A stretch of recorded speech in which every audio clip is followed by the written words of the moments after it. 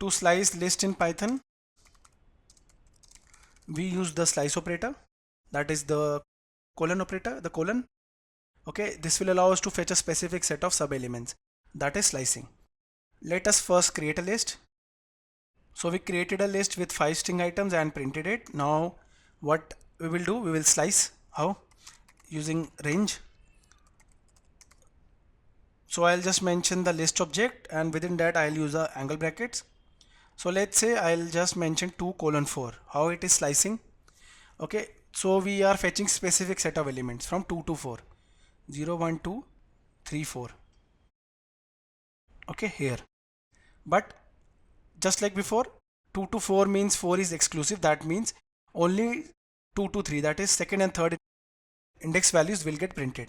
So herein, out of 2 to 4 index, only 2 to 3 will get printed. Hockey and cricket. Right click and run. Herein you can see only 2 to 3 got printed because the right index is exclusive, won't come under the output. Let's see another example.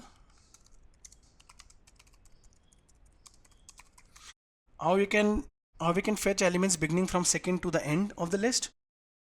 For that we will use 2:. Okay, this means from second to the end.